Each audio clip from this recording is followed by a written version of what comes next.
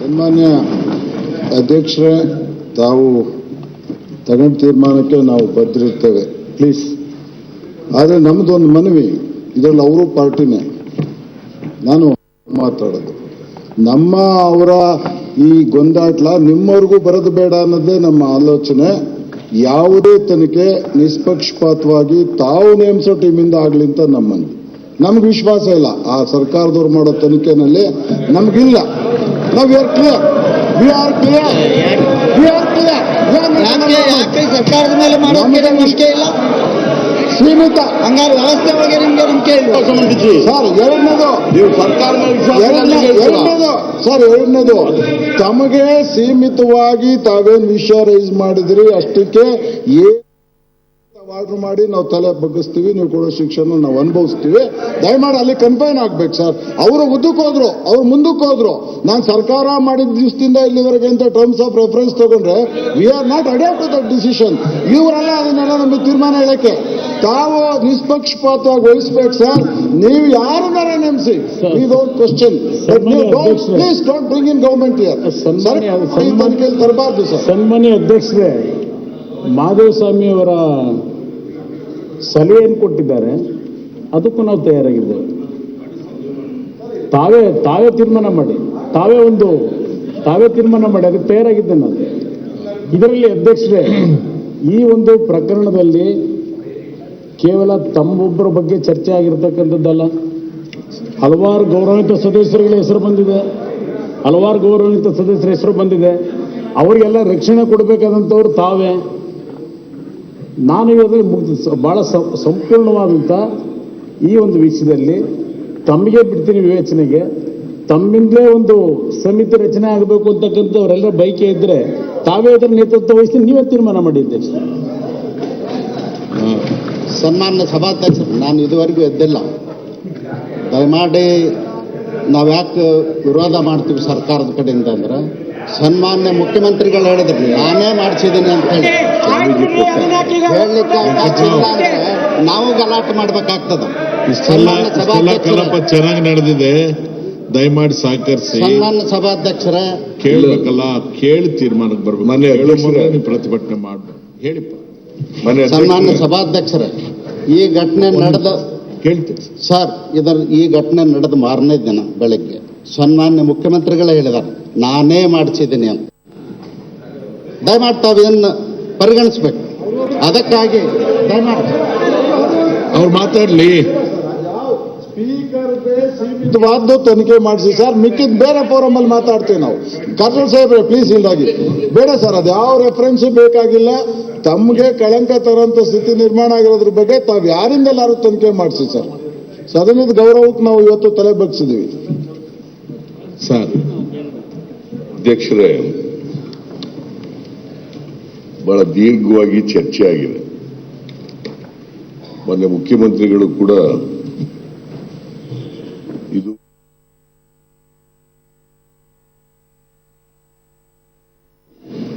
ಅದರ ಸತ್ಯ ಅಸತ್ಯತೆ ಗೊತ್ತಾಗಬೇಕು, ನಿಮ್ಮ ಮೇಲೆ ಆ ಕಾರ್ಮೋಡ ಇದೆಯಲ್ಲ, ಆ ಕಾರ್ಮೋಡ ಕ್ಲಿಯರ್ ಆಗಬೇಕು, ಅದು ಒಂದು ಭಾಗ. ಮತ್ತೆ ಅದು ಒಂದು ಧ್ವನಿ ಸುಳ್ಳಿನಲ್ಲಿ ಬೇರೆ ಬೇರೆ ವಿಚಾರಗಳೆಲ್ಲ ಪ್ರಸ್ತಾಪ ಆಗಿದ್ದಾವೆ. ಅದು ಎಲ್ಲರ ಬಗ್ಗೆನೂ ಕೂಡ ಸಮಗ್ರವಾಗಿ ತನಿಖೆ ಆಗಬೇಕು. ಸತ್ಯತೆ ಅಸತ್ಯತೆ ಈ ರಾಜ್ಯದ ಜನರಿಗೆ, ಈ ದೇಶದ ಜನರಿಗೆ ಗೊತ್ತಾಗಬೇಕಾಗ್ತದೆ. ಅದಕ್ಕೆ ಮತ್ತೆ ರಾಜಕೀಯವಾಗಿ ಇವತ್ತು ಶಾಸಕರನ್ನ ಜನರು ಯಾವ ದೃಷ್ಟಿನಲ್ಲಿ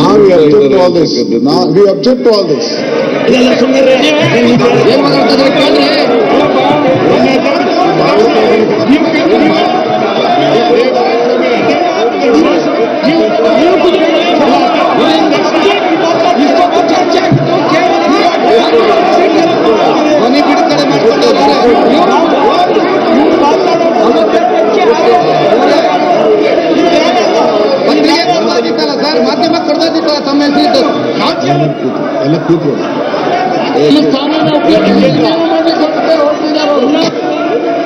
ನಿಮ್ಮನ್ನ ವೆಪನ್ ಆಗಿ ಉಪಯೋಗಿಸಬಾರ್ದು ಅವರು. ದಯಮಾಡಿ ನಾನು ದಯಮಾಡಿ ರಾಜೇಗೌಡ್ರೆ, ಹಿಂದೆ ಸಭಾಧ್ಯಕ್ಷನಾಗಿದ್ದಾಗಲೂ ಮತ್ತೆ ಈ ಬಾರಿ ಸಭಾಧ್ಯಕ್ಷನಾದ್ಮೇಲೂ ಒಂದು ಪದ್ಧತಿಯನ್ನ ಉಳಿಸ್ಕೊಂಡು ಬಂದಿದ್ದೇನೆ. ಸಭೆಯಲ್ಲಿ ಈ ತರ ಗದ್ದಲ ಆದಾಗ ಯೂಶಲಿ ಸಭಾಧ್ಯಕ್ಷರು ಎದ್ದು ನಿಲ್ತಾರೆ. ನಾನು ಹೋದ 5 ವರ್ಷದಲ್ಲೂ ಅಷ್ಟೇ, ಈಗಲೂ ಅಷ್ಟೇ ನಾನು ಎದ್ದು ನಿಲ್ಲೋದಿಲ್ಲ. ಮತ್ತೆ ಆ ಗಂಟೆ ಇದೆಲ್ಲ ತೆಗೆಸೇ ನಾನು ಅದನ್ನು ಬಾರಿಸೋದೇ ಇಲ್ಲ. ನೈತಿಕ ಬಲದಿಂದಲೇ ಈ ಸಭೆಯನ್ನು ನಾವು ನಿರ್ದೇಶಿಸಬೇಕಾಗ್ತದೆ. ನಾನು ಇನ್ನೂ ಸ್ವಲ್ಪ ಹೊತ್ತು ಕೊಡಕ್ಕೂ ನನಗೇನು ಅಸಹನೆ ಇಲ್ಲ. ತಮ್ಮ ಅಭಿಪ್ರಾಯ ಅಂತ ವ್ಯಕ್ತಪಡಿಸಿದ್ದಾರೆ. ಮಾನ್ಯ ಸಿದ್ದರಾಮಯ್ಯನವರು ತಮ್ಮ ಅಭಿಪ್ರಾಯ ವ್ಯಕ್ತಪಡಿಸಲಿ. ಮತ್ತೆ ಪ್ರತ್ಯೇಕ ನೀವೇನಾದ್ರೂ ಹೇಳಿದ್ರೆ ಹೇಳಿ. ಐ ಆಮ್ ನಾಟ್ ಇನ್ ಅ ಹರಿ. ಅಪರೂಪಕ್ಕೆ ಒಂದು ವಿಚಾರವನ್ನ ಬಹಳ ಗಂಭೀರದಿಂದ ಈ ಸಭೆ ಚರ್ಚೆ ಮಾಡ್ತಾ ಇದೆ. ಬಹುಶಃ ಮಾಧ್ಯಮಗಳವರೆಗೂ ಇವತ್ತು ಆಶ್ಚರ್ಯ ಆಗಿರ್ಬೋದು, ಈ ಸಭೆಗೆ ಈ ಯೋಗ್ಯತೆಯೂ ಇದೆಯಾ ಅಂತ ಅವ್ರಿಗೆ ಆಶ್ಚರ್ಯ ಆಗಿರ್ಬೋದು. ಇವ್ರು ಮಾಮೂಲಾಗಿ ಕಿತ್ತಾಡ್ಕೊಂಡು ಹೊರಟೋಗ್ತಾರೆ ಅಂತ. ಇಲ್ಲಿ ಕಂಟೆಂಟ್ ಇದೆ, ಅದರ ಪ್ರಾಪರ್ ಯುಟಿಲೈಸೇಷನ್ ಆಗಬೇಕು, ಟಾಲರೆನ್ಸ್ ಇರಬೇಕಾಗುತ್ತೆ. That is the price we pay for democracy. ತಾವು ಮುಂದುವರಿಸಿ ಸರ್. ಯಾರು ದಯಮಾಡಿ ಮಧ್ಯದಲ್ಲಿ ಇಲ್ಲ, ನಾನು ಎಲ್ಲ ನಾಯಕರು ತಮ್ಮನ್ನ ತಾವು ಯಾರ ಬಗ್ಗೆನೂ ಮಾತಾಡಿಲ್ಲ. ಮಾನ್ಯ ಯಾರ ಹೆಸರು ಪ್ರಸ್ತಾಪ ಮಾಡಿಲ್ಲ. ಯಾರು ಕೂಡ ನಾನು ನನ್ನ ಅಭಿಪ್ರಾಯ ಹೇಳ್ತಾ ಇದ್ದೀನಿ ಅಷ್ಟೇನೆ. ಮಾನ್ಯ ಸದಸ್ಯರು ಯಾರು ಕೂಡ ತಪ್ಪು ತಿಳ್ಕೊಳಕ್ ಹೋಗ್ಬಾರ್ದು. ಆ ಕಡೆಯವರಾಗ್ಲಿ ಈ ಕಡೆಯವರಾಗ್ಲಿ ಯಾರು ಕೂಡ ಆಗ್ಬಾರ್ದು. ನಾವೆಲ್ಲರೂ ಕೂಡ ಸಾರ್ವಜನಿಕ ಜೀವನದಲ್ಲಿದ್ದೀವಿ. ನಾನು ಬಹಳ ವರ್ಷಗಳಿಂದ, ಸುಮಾರು 40 ವರ್ಷಗಳಿಂದ ಇದ್ದೀನಿ ನಾನು ಸಾರ್ವಜನಿಕ ಜೀವನದಲ್ಲಿ. ಇವತ್ತು ಜನರು ನಮ್ಮ ಬಗ್ಗೆ ಏನ್ ಅನ್ಕೋತಾರೆ, ಏನ್ ಮಾತಾಡ್ತಾರೆ ಅಂತಕ್ಕಂಥದ್ದನ್ನ ಇವತ್ತು ನಾವು ಪ್ರತಿನಿತ್ಯ ಅನುಭವಿಸ್ತಾ ಇದ್ದೀವಿ. ನಮ್ಮ ಬಗ್ಗೆ ಬಹಳ ಲಘುವಾಗಿ ಜನ ಮಾತಾಡ್ಕೊಳ್ತಕ್ಕಂಥ ಪರಿಸ್ಥಿತಿಗೆ ಬಂದ್ಬಿಟ್ಟಿದೆ ಇವತ್ತು ರಾಜಕಾರಣದ ಬೆಳವಣಿಗೆ. ಇದಕ್ಕೆ ನಾವೇ ಅವಕಾಶ, ಇದು ಬೆಳಿಲಿಕ್ಕೆ ಅವಕಾಶ ಮಾಡಿಕೊಡು ಕೂಡುದು. ಇದಕ್ಕೆ ಒಂದು ಚರಣಗೀತೆಯನ್ನ ಆಡ್ಲೇಬೇಕಾಗ್ತದೆ. ಅದಕ್ಕೆ ಸದನದಲ್ಲಿ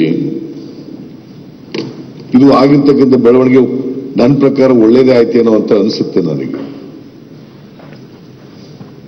ಇದರಿಂದ ಒಂದು ಪ್ರೆಸಿಡೆಂಟ್ ಆಗಬೇಕು ಇಲ್ಲಿ. ಯಾರ ಬಗ್ಗೆ ಆದ್ರೂ ಕೂಡ ಲಘುವಾಗಿ ಮಾತಾಡ್ಬೋದು, ಅವಹೇಳನಕಾರಿಯಾಗಿ ಮಾತಾಡ್ಬೋದು, ಅವಮಾನ ಮಾಡ್ತಕ್ಕಂಥ ರೀತಿಯಲ್ಲಿ ಮಾತಾಡ್ಬೋದು, ಅಪ್ರಾಮಾಣಿಕ ಅಂತ ಹೇಳ್ತಕ್ಕಂಥದ್ದನ್ನ ಧಾರಾಳವಾಗಿ ಬಳಸ್ಬೋದು. ಈ ತರದ ಮಾತುಗಳಿಗೆಲ್ಲ ಒಂದು ಕೊನೆ ಆಗ್ಬೇಕಾಗ್ತದೆ. ಅದಕ್ಕೆ ನಾನು ಹೇಳ್ತೇನೆ, ಸಮಗ್ರವಾಗಿ ಧ್ವನಿ ಸುರುಳಿನಲ್ಲಿ ಏನಿದೆ ಅದರ ಬಗ್ಗೆ ಎಲ್ಲ ಸಂಪೂರ್ಣವಾಗಿ ತನಿಖೆ ಆಗಬೇಕು. ಅದರ ಸತ್ಯಾಸತ್ಯತೆ ಗೊತ್ತಾಗಬೇಕು. ಯಾರು ಅದರಲ್ಲಿ ಇದ್ದಾರೆ, ಸತ್ಯ ಇದೆ, ಅದನ್ನು ಯಾರು ಅದಕ್ಕೆ ಜವಾಬ್ದಾರಿದ್ದಾರೆ ಅವ್ರಿಗೆ ಕಠಿಣವಾದಂಥ ಶಿಕ್ಷೆ ಆಗ್ಲೇಬೇಕಾಗ್ತದೆ. SIT ಮೂಲಕ ಇದನ್ನ ಮಾಡಲೇಬೇಕು. ಅದಕ್ಕೆ ನಾನು ನಿಮಗೆ ಒತ್ತಾಯ ಮಾಡ್ತಾ ಇದ್ದೀನಿ ಅಂತಲ್ಲ.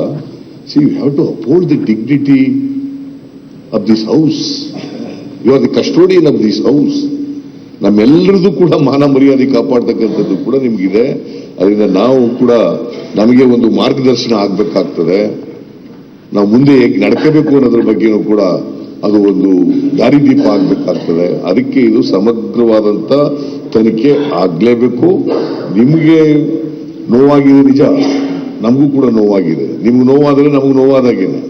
ಬಹುಶಃ ಅದಕ್ಕೆ ನಾನು ಹೇಳಿದೆ, ಈಗ ಶಿವಕುಮಾರ್ HK ಪಾಟೀಲ್ ಹೇಳಿದಾರಲ್ಲ, ಇದರಲ್ಲಿ ನೀವು ಎಮೋಷನಲ್ ಆಗಿ ತೀರ್ಮಾನಗಳನ್ನ ಮಾಡಕ್ ಹೋಗಬೇಡಿ.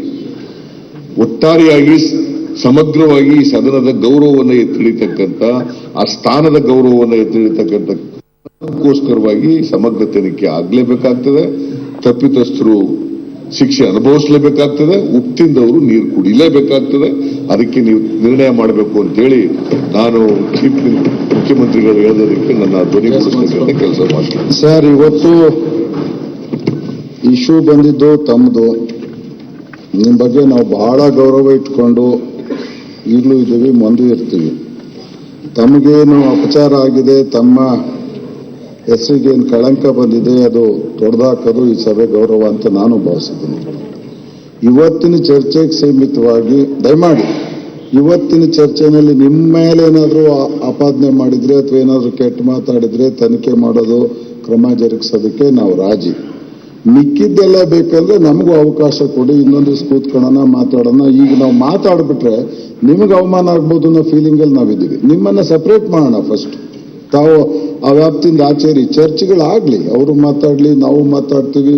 ಆವಾಗ SIT ಮಾಡ್ತಿರೋ, ನಿಮ್ಮ ACB ಕೊಡ್ತಿರೋ, COD ಕೊಡ್ತಿರೋ, ತಮಗ್ ಬಿಟ್ಟಿದ್ದು.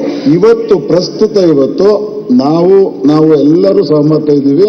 ತಾವೇ ಯಾವುದೇ ರೀತಿ ನಿಮಗೆ ಸೂಕ್ತ ಅನ್ನೋ ರೀತಿಯಲ್ಲಿ ಒಂದು ತನಿಖೆ ಮಾಡಿಸ್ಬೇಕು ಅಂತೇಳಿ ನೀವೇನು ತೀರ್ಮಾನ ಮಾಡಿದಿರಿ, ನಾವು ರಾಜಿ. ಬೇರೆ ವಿಷಯದಲ್ಲಿ ಟರ್ಮ್ಸ್ ಆಫ್ ರೆಫರೆನ್ಸ್ ಬಂದ್ರೆ ನಮ್ಮ ಸಹಮತ ಇಲ್ಲ ಸರ್. ನಾವು ಅದಕ್ಕೆ we are not obliged. Mahesh, ಮಾಡ್ಲೇಬೇಕಂದ್ರೆ ಚರ್ಚೆಗೆ ಬನ್ನಿ ಸರ್. ನೋಟಿಸ್ ಕೊಡ್ಲಿ. ಶ್ರೀನಿವಾಸ್ ಕೊಡೋದು ನಾವು ಚರ್ಚೆ ಮಾಡೋದಿದೆ. ನಾವು ಇನ್ನೂ ಯಾರಾದ್ರೂ ಚರ್ಚೆ ಮಾಡೋದಿದೆ, ಎಲ್ಲರದು ಮಾತಾಡೋಣ. ಆಮೇಲೆ ಒಟ್ಟಿಗೆ ಚರ್ಚೆ.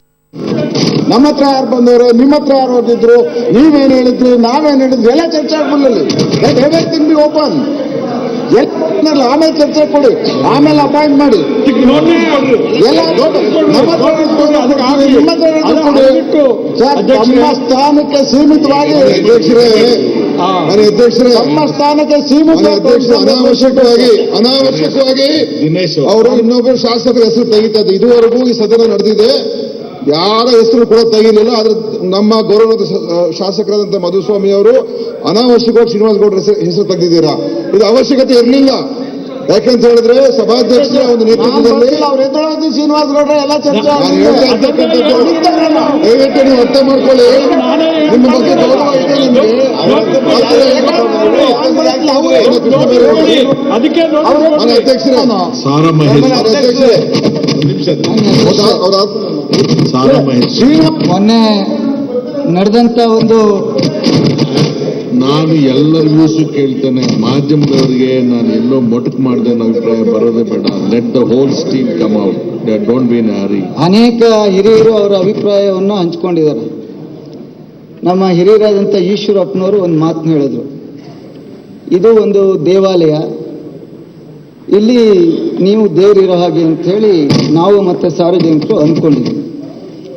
ಆದರೆ ಕೆಲವು ಸಂದರ್ಭದಲ್ಲಿ ಗಾದಿ ಇದೆ, ವೇದ ಸುಳ್ಳಾದರೂ ಗಾದಿ ಸುಳ್ಳಾಗಲ್ಲ ಅಂಥೇಳಿ, ನಾಯಿ ಬೊಗಳಿದ್ರೆ ದೇವಲೋಕ ಹಾಳಾಗಲ್ಲ ಅಂಥೇಳಿ. ಹಾಗೆ ನಮ್ಮೆಲ್ಲರಿಗೆ ನಂಬಿಕೆ ಇದೆ ನಿಮ್ಮ ಬಗ್ಗೆ. ಯಾವುದೇ ಒಂದು ಈಗ ಮಾಡಿರ್ತಕ್ಕಂಥ ಆರೋಪ ಸುಳ್ಳು ಅನ್ನುವಂಥದ್ದು ನಮ್ಮೆಲ್ಲರಿಗೆ, ವಿರೋಧ ಪಕ್ಷವರು ಸೇರಿ ನಂಬಿಕೆ ಇದೆ. ಆದರೆ ಇಷ್ಟೊತ್ತು ಚರ್ಚೆ ಆಯಿತು, ನಾವು ಸಹ ಅದನ್ನು ಒಪ್ಪಿದ್ವಿ. ಈಗ ಆಗಿರ್ತಕ್ಕಂಥ ಘಟನೆನ ತನಿಖೆ ಆಗಬೇಕು ಅನ್ನುವಂಥದ್ದು ಎಲ್ಲರ ಅಭಿಪ್ರಾಯ ಇದೆ. ಆದರೆ ಆ ಒಂದು ವಿಚಾರದಲ್ಲಿ ಅಧ್ಯಕ್ಷರ ವಿಚಾರನ ಮಾತ್ರ ತನಿಖೆ ಆಗಬೇಕು ಅಂತ ಕೆಲವು ನನ್ನ ಸ್ನೇಹಿತರು ಹೇಳ್ತಾ ಇದ್ದಾರೆ. ಅಧ್ಯಕ್ಷ 2008 ಈಚೆಗೆ ನಾವು ಒಂದು ಸಾರಿ ಬಿಳಿ ಬಟ್ಟೆ ಹಾಕಿದ್ರೆ ವಿಧಾನಸಭೆಗೆ ಹೋಗಿ ಬರಬೇಕು ಅನ್ನುವಂಥ ಒಂದು ಆಸೆ ಇತ್ತು. ಆದರೆ ಇತ್ತೀಚಿನ ದಿನಗಳಲ್ಲಿ ನಾವು ನೋಡಿದಂಥ ಸಂದರ್ಭದಲ್ಲಿ ಒಂದು ನಾವು ನಡ್ಕೊಳ್ಳುವಂಥ ರೀತಿನೋ ಅಥವಾ ನಮ್ಮ ಸ್ನೇಹಿತರುಗಳು ದಿವಸ ತೋರಿಸ್ತಾ ಇರುವಂಥ ವಿಚಾರನೋ ಗೊತ್ತಾಗ್ತಾ ಇಲ್ಲ. ಆದರೆ ಇಡೀ ರಾಜ್ಯದಲ್ಲಿ ನಾನು ನಿನ್ನೆ ಯಾವುದೋ ಒಂದು ಕಾರ್ಯಕ್ರಮಕ್ಕೆ ಹೋಗಿದ್ದೆ, ಒಂದು ಮದುವೆ. ಆ ಗಂಡು ಹೆಣ್ಣು ಕರ್ಕೊಬರೋದು ಒಂದು 5 ನಿಮಿಷ ಲೇಟ್ ಆಯಿತು. ನಾನು ಹಿಂದೆ ಕೂತಿದ್ದೆ, ಒಬ್ಬರು ಚರ್ಚೆ ಮಾಡ್ತಾಯಿದ್ರು, ಯಾವ್ದಾರ ಒಂದು ಚುನಾವಣೆ ನಿಲ್ಲಿಸ್ಬಿಡ, ನಗರ ಪಾಲಿಕೆಗೆ ಒಂದು 20 ಲಕ್ಷ ರೂಪಾಯಿ ಖರ್ಚಾಯ್ತದೆ, ಚುನಾವಣೆ ಆದಮೇಲೆ ಚೆನ್ನಾಗಿ ಮಾಡ್ಕೋಬೋದು ಒಂದು 5 ವರ್ಷ ಆದಮೇಲೆ ಅಂತೇಳಿ. ಸತ್ಯ ಇದು, ನಾನು ಹಿಂದೆ ಚರ್ಚೆ ಮಾಡ್ತಾಯಿದ್ರು. ಇಂಥ ಪರಿಸ್ಥಿತಿನಲ್ಲಿ ನಮ್ಮನ್ನು ಜನ ನೋಡುವಂಥ ವ್ಯವಸ್ಥೆ ಆಗ್ತಾ ಇದೆ. ನಾನು ನಿಮ್ಮಲ್ಲಿ ಕೈ ಮುಗಿದು ಪ್ರಾರ್ಥನೆ ಮಾಡುವಂಥದ್ದು, ಯಾರಾದರೂ ಆಗಿರಲಿ, ಒಂದು ಯಾವುದೇ ಘಟನೆ ಆದರೆ ಯಾವ ಘಟನೆ ಪ್ರಾರಂಭ ಆಗುತ್ತೋ ಅಲ್ಲಿಂದ ತನಿಖೆ ಪ್ರಾರಂಭ ಆಗುತ್ತೆ. ಈ ಚರ್ಚೆ ಬಂದಿರೋವಂಥದ್ದು ಯಾತಕ್ಕೆ? ಈ ಚರ್ಚೆ ಅಧ್ಯಕ್ಷ ವಿಚಾರ ಬಂದಿದ್ದು ಯಾತಕ್ಕೆ? ಎಲ್ಲಿಂದ ಪ್ರಾರಂಭ ಆಯಿತು? ಈ 5-6 ತಿಂಗಳು ಬೆಂಗಳೂರಿಂದ ಪ್ರಾರಂಭವಾದರೆ ಬಾಂಬೆ ತನಕ ಶುರುವಾಯಿತು. ಆ ಎಲ್ಲ ತನಿಖೆ ಇಲ್ಲಿಂದ ಆಗಬೇಕು. ಈ ತನಿಖೆಯಿಂದ ನಾನು ನಿಮ್ಮಲ್ಲಿ ಮನವಿ ಮಾಡುವಂಥದ್ದು, ನಾನು ತುಂಬ ಚಿಕ್ಕವನಿದ್ದೀನಿ, ಮುಂದಿನ ದಿನಗಳಲ್ಲಿ ನಮ್ಮಂಥ ಶಾಸಕರಾದಂಥವ್ರಿಗೆ 5 ವರ್ಷ ಯಾರು ಮುಖ್ಯಮಂತ್ರಿ ಆಗಿರ್ತಾರೆ, ಯಾರು ಸರ್ಕಾರ ಇರ್ತದೆ, ಅವರು ನಿರ್ಭಯವಾಗಿ 5 ವರ್ಷ ಅಧಿಕಾರ ಮಾಡುವಂಥದ್ದಾಗಬೇಕು. ನಾನಾ ಕಾರಣಗಳಿಗೆ ಶಾಸಕರು ಬೇಜಾರಾಗ್ತೀವಿ. ನೀವು ಅನೇಕ ವಿಚಾರಗಳನ್ನು ನಿಯಮಗಳನ್ನು ಇಲ್ಲಿ ಬದಲಾವಣೆ ಮಾಡಿದ್ದೀರಿ. ಜಿಲ್ಲಾ ಪಂಚಾಯತಿ ವಿಚಾರವಾಗಿ ಬದಲಾವಣೆ ಮಾಡಿದ್ದೀರಿ. ಈ ರಾಜ್ಯದಿಂದ ಇದು ಪ್ರಾರಂಭ ಆಗಿ ಒಬ್ಬ ವ್ಯಕ್ತಿ ಗ್ರಾಮ ಪಂಚಾಯತಿಯಿಂದ ಶುರುವಾದರೆ ಲೋಕಸಭೆಯವರೆಗೆ ಒಂದು ಸಾರಿ ಅವನು ಚುನಾವಣೆಯಲ್ಲಿ ಆಯ್ಕೆ ಆದಮೇಲೆ 5 ವರ್ಷ ಅವನು ರಾಜೀನಾಮೆ ಕೊಡಬಾರ್ದು. ಅವನು ಕೊಟ್ಟರೆ ಇಡೀ ಜೀವನದಲ್ಲಿ ಅವನು ಯಾವತ್ತೂ ಚುನಾವಣೆಗೆ ನಿಲ್ಲಬಾರ್ದು. ಈ ಒಂದು ಕಾನೂನು ಇಲ್ಲಿಂದ ಪ್ರಾರಂಭ ಆಗಬೇಕು. ಇಲ್ಲಿಂದ ಪ್ರಾರಂಭ ಆಗಬೇಕು. ಸಾರ್ವಜನಿಕರ ಹಣ ಚುನಾವಣೆಗೆ ಮಾಡುವಂಥದ್ದು ಇವ್ರ ಆಸ್ತಿನ ನಾಚಿಕೆ ಆಗಲ್ವ? ನಮಗೆ ನಾಚಿಕೆ ಆಗಬೇಕು. 4 ವರ್ಷ 4 ತಿಂಗಳು 5 ತಿಂಗಳು ಚುನಾವಣೆ ಪ್ರಾರಂಭ ಆಗುತ್ತದೆ.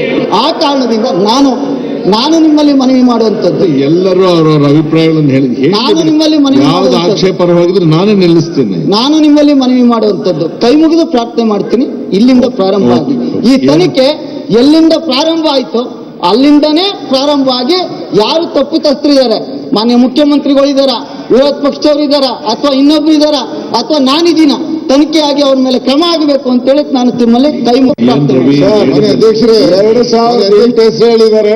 ಒಂದೇ ಬೋಪಣ್ಣ ಅವ್ರಿಗೆ ಯಾರ್ಯಾರು ಈಗ ಅವ್ರಿಗೆ ಅವಕಾಶ ಕೊಟ್ಟಿದ್ದೀರಾ? ಎಷ್ಟು ಅವಕಾಶ ಕೊಟ್ಟಿದ್ದೀರಾ? ಕುಂಡ್ರಿಸ್ಕೊಂಡು ಏನೇನು ಪದ ಬಳಸೋರು ಅನ್ನೋದು ಚರ್ಚೆ ಮಾಡೋಣ. ಈಗ ನಾವು ಅವೆಲ್ಲ ಆಡಬಾರ್ದು ಅಂತ ಕಾಯ್ಕೊಂಡು ಕೂತಿದ್ವಿ, ಆಡಿಸ್ತಾ ಇದಾರೆ ಅವ್ರು ನಮ್ಗೆ ಇವತ್ತು. ಸರ್, ನಾವು ನಿಮಗೆ ಗೌರವ ಕೊಟ್ಟು ಈ ಸಭೆಯಲ್ಲಿ ಹಿಂಗ್ ವರ್ತಿಸ್ತಾ ಇದ್ದೀವಿ. ತನೇ ರೆಕಾರ್ಡ್ಗೆ ಬೋಪಣ್ಣ ಅವ್ರಿಗೆ ಏನೇನ್ ಮಾತಾಡಿದ್ರಿ ಅಂತ ಅವ್ರನ್ನ ಚರ್ಚೆ ಬದಲು